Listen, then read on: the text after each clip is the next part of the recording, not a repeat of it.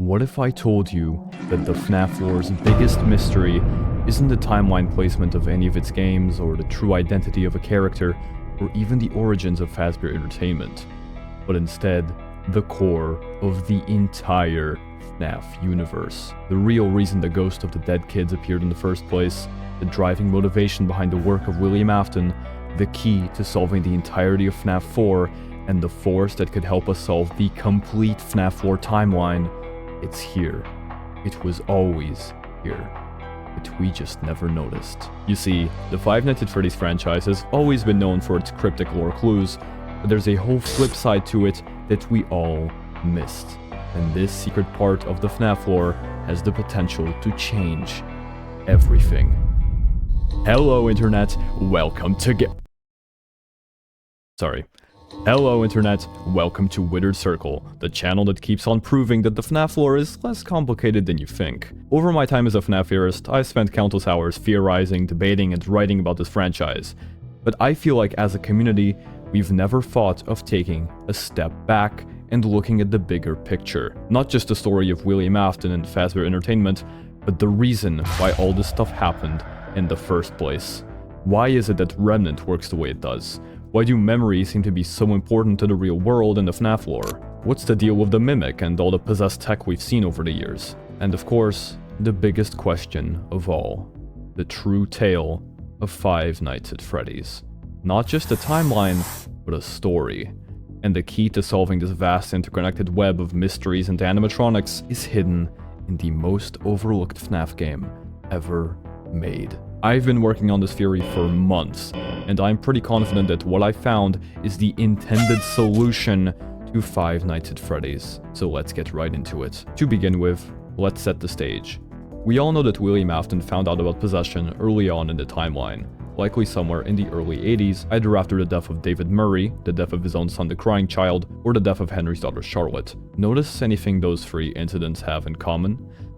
Yeah, the kids died. While we all know that the secret to possession in the FNAF franchise is a substance called Remnant, which is basically a manifestation of human emotion fused with metal, there's actually another aspect of possession that's often overlooked: memory. In the Fazbear Frights epilogues, Dr. Talbert, a scientist researching Remnant, says the following: "It's like the metal is haunted. It's similar to the way that water conducts electricity. Remnant is the mixing of the tangible with the intangible, of memory with the present. The people and things that are lost, it makes them almost real again." Basically, Remnant isn't just emotion, it's also memory. It's the imprint of a past event left on metal. For the children killed and stuffed into the animatronics by William Afton, that would be the memory of their death and the characters they were each placed in. If you believe the Into the Pit game is canon, those memories would then manifest into the terrifying Pit Bonnie and the nightmarish Freddy he comes from. Now, you know what's the one character that always seems to have a weird looming presence over the franchise? That's right, the Crying Child. Fellow theorist The Unwittered Truth recently put out a great video on God Victim that describes the supernatural occurrences surrounding Crying Child's possession, but essentially the things the child saw during his life affected the world around him. The toys he saw on the playground were made into real characters, the memories of children standing on the street eventually manifested themselves into real characters, and so on. But there's one very important part of the spirit world that Unwittered didn't bring up to its full extent: FNAF World. Now, I know what you're thinking. FNAF World? What? How can FNAF World be important to the lore? Well, my friends, you'd be surprised. If you look past the initial goofiness of the game, there's a darker story being told throughout FNAF World. The game we're playing is some kind of safe space. It's a place independent from the real world, but that is still affected by real-world events. The spirit world. Everything that happens out there has an effect here. Do you understand? That something has gone wrong, and it can be seen here. FNAF World is literally the opposite side of the universe. It's the spirit world, a place that influences the events of the real world, and vice versa. That's why the Crying Child's memories ended up altering real-world events. They passed through the spirit world and made their way into reality. That's why the player sees posters changing and all kinds of hallucinations while playing the original FNAF games. They're spiritual manifestations, memories of the past. And there's something else hidden in FNAF World: the flip side. In FNAF World, if you go through certain glitched objects scattered across the map, you'll find a series of layers going down somewhere. that allow you to transport yourself through space. The Fredbear character we can meet in certain encounters explains more important aspects of the world we're in. Something terrible must have happened on the flip side, because it's causing this world to fracture. Objects like the tree behind me are broken.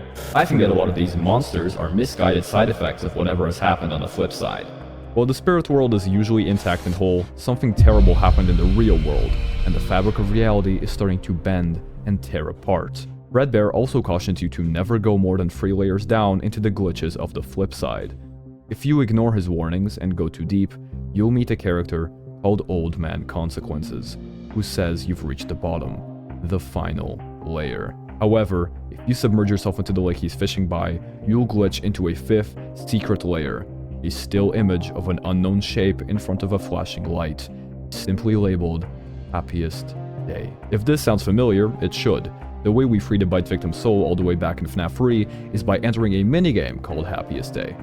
But what is the flip side? And what's on the other side of it? Well, I think it's simple.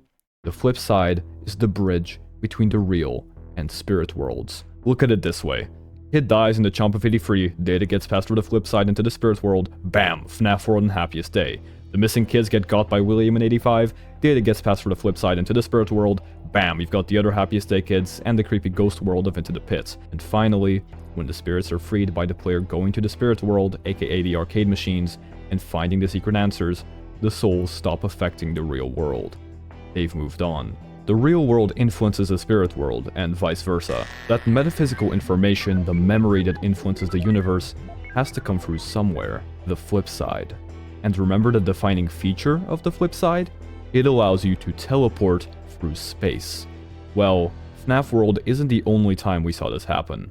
It's time for the modern era to fit into this. In Security Breach Ruin, the main character Cassie is connected to an AR network through a mask called the Vanny, the Virtual Augmented Neural Network Integration. She uses it to phase through solid objects and, get this, teleport through the pizzeria. Just think about it. Cassie is using an object to enter an alternate augmented dimension that actively alters the world around her, all while having this odd, colorful digital look. If that's not the flip side, then I don't know what is. Just look at the name of the mask she uses. It's a virtually assisted way of getting into a neural network. And not just any neural network. Note that the map of FNAF World is shaped like a brain. A human brain, of course. In a sense, FNAF World is also a neural network. So essentially what we saw in the original games through the real world, the flip side and FNAF World, is now being shown to us in the modern games with the AR network. And both sides of the universe, both real and spiritual, have a direct, lasting influence on each other, with events being mirrored through space and time. I'm calling this idea mirror theory. But how does it work, and what does all this even mean? Well, first of all, it means one very simple thing. Everything that goes on in one side of the universe must have an effect on the other. The real and spirit worlds, or the real and AR worlds, are reflections of each other. Mirror images. For years now, we've only been working with one half of the puzzle. But now that we know that these universes affect each other directly, the pieces start clicking together. I think that this discovery confirms for a fact that the Into the Pit game is at least relevant to the game's timeline, if not outright canon to the games. This ball pit, it's just like the portals Cassie goes through in Ruin, or the glitched objects we use in FNAF World. It's a tear in the fabric of reality, allowing the person who enters it to make their way into the flip side. Except, I don't think the place Oswald went is actually the flip side. I think it's a warped memory of the past. A memory in the spirit world. Here's a quote from the Fazbear Frights books. "Blow out the candles, blow out the candles!" Jake's friends wearing pointy cardboard party hats surrounded him at the table. Right in front of him was a round, white frosted cake decorated with 9 rainbow-colored candles. Jake laughed at his friends' cheers, took a deep breath, and extinguished all the candles at once. Jake's heart was full of happiness. There were smiling faces all around him, smiling faces that were soon to be stuffed with cake and ice cream. But wait, none of this was real. It wasn't even a memory. Note that Jake says that these events weren't even a memory. This stuff never even happened to him in the first place. The events of the Into the Pit game definitely didn't play out in real life the way Oswald sees them. The yellow rabbit was just a man in a costume, not a flesh agony monster. There weren't 6 dead kids, there were 5. It's tiny differences like these, small glitches in the flip side, that set the real and spirit worlds apart. But despite the differences, the broad strokes are all the same. This is why I'm convinced the Happiest Day minigame is about the bite victim, and not Cassie like I previously thought. It's a reflected mirror image of this child's last birthday party, except if everything went right. It's even a perfect reflection of the memory Jake saw in Fright. This is what Crying Child always wanted. But it isn't really the truth. Looking to the modern era, we've got other parallels for the AR world. After Cassie's dad gets turned into a staff bot after the events of Help Wanted 2, going into the AR world shows his respective bot with a human brain. A sign that it's different. But wait a minute, for the past few minutes I've been assuming that the AR network plays by the same rules as the Flipside. That might sound a bit confusing, right? Well, it isn't. Because the AR network is the Flipside. Kind of.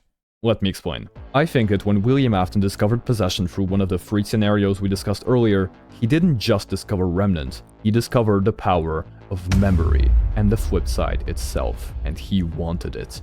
In the novel trilogy, William has an immense amount of knowledge and experience with the spirit world. He knows all the behaviors of the dead kids, and in the final book of the trilogy, The Fourth Closet, he literally inserts himself into the spirit world in order for them to think he's a friend. Wait a minute. In the movies, William also controls the spirits in some kind of supernatural way by warping their memories to turn against Mike, Abby, and Vanessa, and his death causes the entire FNAF 1 building to collapse in on itself out of nowhere. In the Fazbear Fright epilogues, Afton outright places himself into and influences other people's memories, including those of the Citrave kids Jake and Andrew. And that's not to mention that the terrifying demonic version of William we see in Into the Pit can also travel between these 2 dimensions. So in every continuity we've seen, William is fully aware of the workings of the spirit world and outright tries to access it himself. So who's to say he didn't try to do that in the games too? But unfortunately for him, he never got that far. Bad luck meant karma caught up to him before he could fully research it. Enter Fazbear Entertainment. Did you really think them kicking off their grand return to fame with a virtual reality service was a coincidence? It's not. One of the first things we hear when we open FNAF Help Wanted is that Fazbear Entertainment isn't responsible for real-world manifestations of digital characters and the possibility of digital consciousness transference. Not only are they fully aware of the dangers of the glitchtrap program, but they're actively letting it run rampant. And it's not because they don't care, it's because it's fulfilling its purpose. We know for a fact that Fazbear picked up where William left off. There's a scooper branded Fazbear Entertainment in the Pizzaplex's underground, kids are going missing left and right at the Pizzaplex, and the company's doing its best to cover it all up. And one of the biggest reasons these kids are going missing is virtual reality. Let me explain. In the Tales from the Pizzaplex books, pretty much every story is about kids dying or going missing in some kind of over-the-top brutal way. Now, don't look at me like that. I know the books aren't canon to the games, and I know they're pretty weird, but they're still canon to the overall FNAF universe. There's some shred of truth hidden in them somewhere. 80% of the stories where kids go missing in the series are about virtual and augmented reality, which are used interchangeably in the FNAF universe, even though they're different things.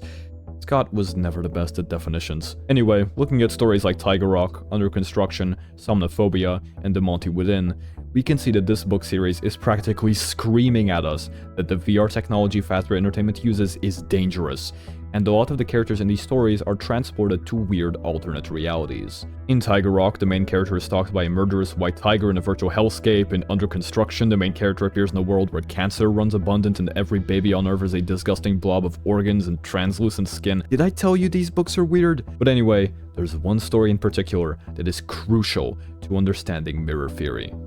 Drowning. In Drowning, our protagonist Kara convinces a Fazbear employee to put her in an immersive Fazbear VR experience that promises to put her in a fun water park for what feels like hours. But the longer she stays, the more abnormalities she notices. A strange, ghostly little girl starts stalking her, always chasing her through the puddles and buildings of the water park no matter where she goes, until eventually the Fazbear employee breaks into the booth only to see Kara lifeless, her skin pale and dry. And the little girl that torments Kara isn't just anyone. She's a twisted reflection of a girl who received a traumatic brain injury while playing with Kara many years ago. Sound familiar? It should.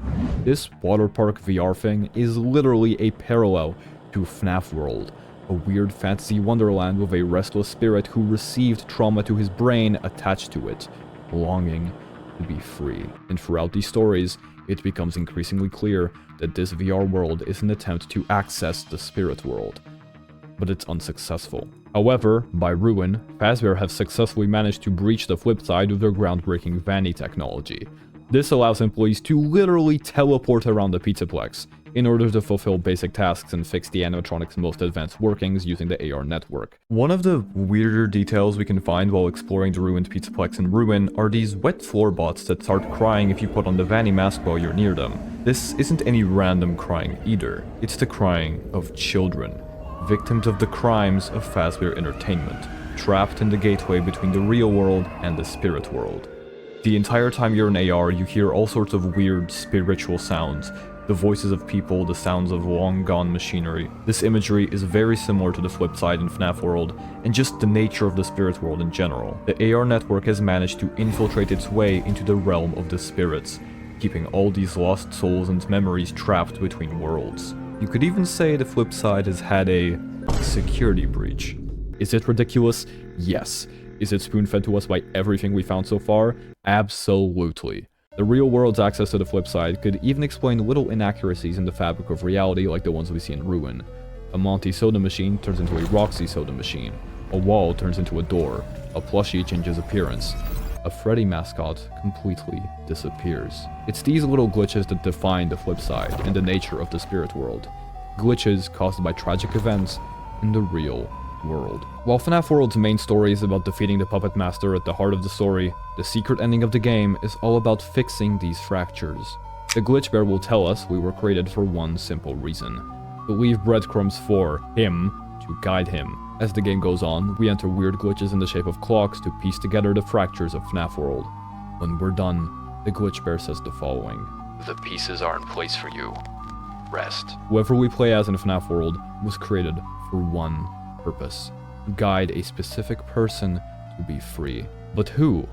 Well, I think you know by now. The Crying Child. I'll be brief. Every single one of these clock minigames is setting up a corresponding Happiest Day minigame in FNAF 3, the game where we free the Crying Child. It's that simple. These minigames line up perfectly. The events of the clock ending then lead to the events of FNAF 3's minigames, where the spirits of the missing children are reunited and move on together with the Crying Child. Hey, Woodard here. This entire video I've been proposing that the events of FNAF World are canon to the main game's timeline, and I understand that might cause some confusion. After all, this is the game that's full of meta, tongue-in-cheek references to the FNAF franchise, and even has Scott Cawthon himself as the final boss. Well, earlier this month I had a discussion with some Fearless friends about this exact subject, and we came to a pretty interesting conclusion. While this fun, whimsical part of FNAF World isn't necessarily canon, the rules the world of Animatronica, aka the Spirit World, abide by are still the same. The part that's really canon to the games is the clock route and its respective ending, the things we just talked about. These have no meta jokes, no impossible timeline placements, and tie directly into the games. This is backed up by Scott himself saying he regrets tying FNAF World into the canon. There's only so much human suffering that the human mind can sit around and think about, and at that point I had to make something more lighthearted, and in hindsight what I should have done is, I should have just done something that was obviously for fun and not tried to somehow tie it in to a canon game, and that's obvious to me now, but like I'm saying, like I was saying, I wasn't thinking completely rationally at the time. He's not saying all of FNAF World is canon. He's saying that he tied a part of it into the main story, and that part could cause confusion to more casual fans. At least that's what I assume. I hope that clears up any confusion you might have had.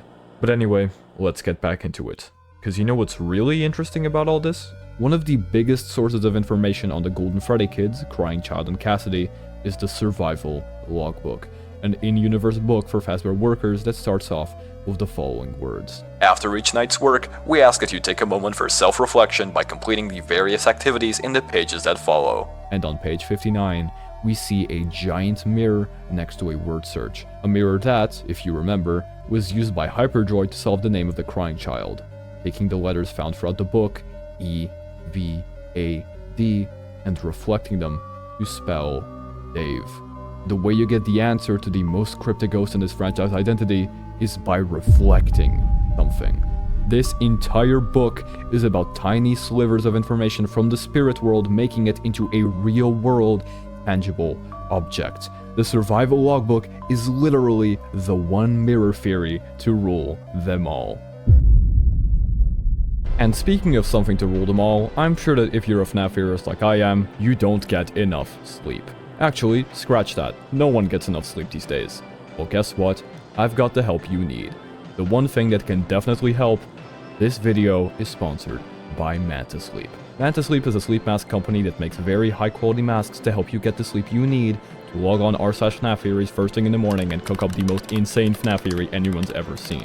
Trust me, I've been there. Manta has tons of different products for pretty much every price range, but I've personally used their newest MantaSleep sound mask for over half a year now, and it's never let me down. It's super comfortable and ergonomic, its size is adjustable, and it comes with super comfortable eye cups and Bluetooth earphones to help you fall asleep to your favorite FNAF theorist. Which is me, of course. Why wouldn't it be me? They also got an amazing white noise machine that will knock you out faster than you can say the "Buy the video free" happened at Freddy's Family Diner. Trust me. If you're interested, be sure to go to mantasleep.com and use my code WITHERED for 10% off your next purchase. You can also use the link in the description and the pinned comment if you want. Anyway, now that you've gotten the rest you need, back to mirror theory. There's a lot more left to go. I'll be honest, I'm getting ahead of myself. Before we move on, let's recap and lay some more groundwork, because we are far from done. The real world and the spirit world are interconnected. Horrible events that create large amounts of remnant affect the spirit world, and events in the spirit world affect reality. The fabric that ties these two universes together is the flip side, a mirror that reflects what happens in one universe onto the other, and allows anyone who finds their way into it to travel through physical space. We see this happen in FNAF World, both help-wanted VR games, Ruin, and Into the Pit. So when something bad like, say, the Buy the Video free or the MCI happens, its effects ripple into the spirit world and cause tears in the fabric of the universe, allowing terrible things to happen on both ends. Fazbear Entertainment found out about the flip side through some of William Afton's research, but mostly by tinkering with the VR network and discovering glitchtrap. This then allowed Fazbear Entertainment to experiment further by letting VR and its influence spread through the Pizzaplex, and by creating the Vanny network, a system that outright lets you break into the flip side. Now that we've put that out on the table, let's keep going. Because there's one key aspect of the AR network specifically I haven't mentioned yet. Mexes. Mexes is the machine at the heart of the AR network in Ruin. It appears as a glitching, chromatically aberrated blue bunny whose sole purpose is to protect the AR network from anomalies and glitches. Doesn't that sound familiar? Yeah, it's the exact thing the player is tasked with doing in the clock ending of FNAF World, even down to destroying the glitches that surround it. And the Mexes machine isn't exactly a new development either.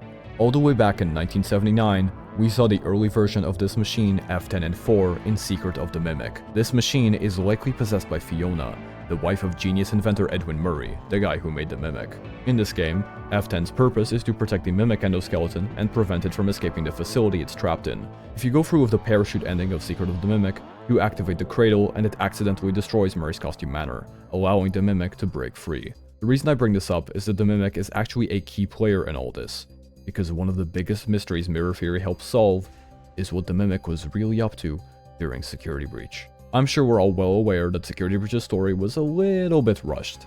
Not only was there a near complete lack of communication from Scott about what the story was meant to be, but Steelwell was also having ridiculous deadlines pushed on them the whole time. Point is, Security Breach's story isn't 100% clear, and it isn't 100% solved either. But by far the biggest question mark from this game is Burntrap, the final boss of the Afton ending. For years now, we've been debating whether he's purely the remains of Springtrap, aka William Afton, if he's an endo with someone's corpse slapped onto it, if he's the Mimic. The options seem nearly endless and interchangeable. Well, I think with mirror theory, we finally got an answer. Remember, under mirror theory, everything that goes on in one universe has its effect on the other. Think of it like Newton's third law of motion. Every action has an equal and opposite reaction. So we should look to the AR network to see what's really going on with this guy. I think that the best parallel for Burntrap in the modern story is glitchtrap. Again, the debates over this character have been raging on for years, but it's very clear that these two are meant to accomplish the same thing: bring Afton back. I think the identity of glitchtrap is pretty clear now. The core programming of this thing is a strain of the Mimic program, imitating the actions of Afton while he was alive, but there's a shard of Afton's consciousness, puppeteering the Mimic, if you will, attached to the program. This theory is most commonly known as glitch both, so keep that in mind. This is shown in the ending of Secret of the Mimic, where the Mimic stuffs us into a costume in the show stage of the prototype Freddy Fazbear's, a perfect mirror image of what it does in Help Wanted's Pizza Party ending. One of these things happens in the real world, and one on the flip side, the spirit world, aka the AR world. More mirror theory, anyone? The Mimic is copying its past actions and the behaviors of Afton, explaining why it's so cold, calculating, and mechanical while still maintaining the core unpredictable evil of William. Afton is there somewhere. This also explains the more paranormal aspects of Glitchtrap's existence, such as him saying, "I always come back" in the Princess Quest minigame, and some of the other more peculiar things he does throughout the modern games, like actually just possessing people. There's honestly a lot more to this that I won't get into right now, because all this is to say that I think Glitchtrap and Burntrap are mirror images of each other following mirror theory. But there's a real nail in the coffin. At the end of Help 102's base ending, the character is placed in front of Burntrap's charging pod, and the hand that emerges from it is Glitchtrap's hand, in the same way Burntrap does in Security Breach. So if these two are mirror images, and follow the same rough rules and principles like we saw with Happiest Day, Into the Pit, FNAF World, Ruin, and so on, that means the nature of Burntrap has to be inherently similar to that of Glitchtrap. Hence why I think Burntrap is actually the Mimic endoskeleton wearing the charred, burnt corpse of William Afton. Going back to Tales, the books have a series of epilogues where the main characters have to run away from the Mimic in a hidden basement of the Pizzaplex, which is actually the FNAF 6 location. In one of the last epilogues, while the two main characters Lucia and Kelly are evading the Mimic by hiding inside a pair of springlock suits, the Mimic kills one of them in a very specific way. Quote from the book: "What happened next happened so fast that Lucia's brain was barely able to process it. In a nanosecond, one of the Mimic's spidery legs reached out and peeled open the back of the Blue Dog costume. The instant the costume was breached, the Mimic wormed its way past the edges of the matted fur. Inconceivably, shockingly, the Mimic shoved itself inside the costume. With Kelly. Kelly, Lucia thought. She hadn't even finished thinking Kelly's name before Kelly screamed. Lucia heard a sickening crunch. The crunch was followed by a snap, then another. The snapping was joined by splintering sounds, spongy, wet, splintering sounds. The costume's fur started going dark. Lucia heard another crunch. Kelly stopped screaming." This is a scene of the Mimic joining itself with a rusty old springlock suit while there's someone already inside it. This, along with all the other connections like the Help 102 hand and Glitch both, have me convinced this is the case. When Vanessa was under the control of Glitchtrap, the program told her to join the Mimic endoskeleton with the charred corpse of William to bring him back. In the epilogue after this one, the Mimic sheds Kelly's corpse, which could parallel the Mimic shedding Afton's corpse between Security Breach and Ruin, explaining why it looks so different in the DLC. So there you have it. The appearance of Glitchtrap in the Fazbear VR experience created a ripple for the flip side that essentially directly led to the creation of Burntrap. I think that by using this simple rule of thumb, if one thing happens in one universe, something similar happens in the other, we can answer a lot of questions aside from the ones I already went over. So here's a few. Number 1. Golden Freddy. I and every other FNAF theorist on the face of the earth have talked about Golden Freddy to death. I'm pretty sure my last 2 videos were all about him, but mirror theory could genuinely help solve some of the weirder aspects of his existence. Fellow theorist and friend of the channel Fazbear Entertainment brought up that this could explain his tendency to shapeshift into other cast members. The information of Golden Freddy's constant existence and omniscience is being communicated through the flip side, and is causing him to turn into reflections of himself as time goes by. I recommend you watch this video on this exact idea I made a while back, as it goes more in depth if you're interested. Mirror theory could also explain why Golden Freddy is so paranormal. The memory of the crying child and Cassidy's painful deaths could come together and cause this ghostly figure of Agony to be reflected onto the real world. Number 2. The arcade games. The arcade games, or post-death minigames as they're more commonly known, are a staple of the FNAF franchise. They've been here ever since FNAF 2, and they always make their way into the newer games in some way, even if they're not post-death anymore. Mirror theory could explain why they're these old-fashioned arcade games specifically. When FNAF World first released, it looked pretty similar to this style of arcade before Scott retroactively changed it to look like the FNAF World we know and love today. Maybe the entire spirit world is represented to us in this simplified arcade style because the human mind can't comprehend the world of the ghosts, something. It could certainly be a good way to explain some of the oddities and oversimplifications these minigames show us, though every single one of these minigames is a memory the player is seeing after dying, after entering the spirit world. If this is the case, it's very clever that the minigames directly tied to memories of past deaths, like the FNAF 2 minigames and the Elizabeth death minigame, are shown after deaths, while more guiding or observing ones like the Happiest Day minigames and FNAF 4 minigames take place by the player's own choice or naturally as the nights go on. They reflect different aspects of the spirit world. Number 3. Remnant and Agony. The way things are possessed in this franchise has always been weird, but the most simple explanation is that when a large amount of emotion is created, it causes agony, a dark black liquid substance to appear. This agony then can fuse with metal or another conductive material to produce remnant, a purified form of memory attached to a physical shell. Now, obviously we don't have things like remnant or agony in our world, but the FNAF universe plays by different rules. Agony could be a mirror image of the pain and suffering of lost souls from the spirit world, reflected onto reality for the flip side.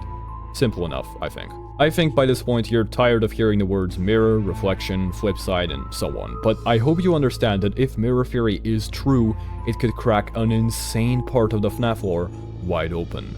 This isn't just a theory. This is a rule that, if followed, can reveal some absolutely insane things that we might not have noticed yet. So if you thought of something I haven't, or seen a detail that you think I misinterpreted, please let me know in the comments. Teamwork is how we solve, and always have solved, this franchise.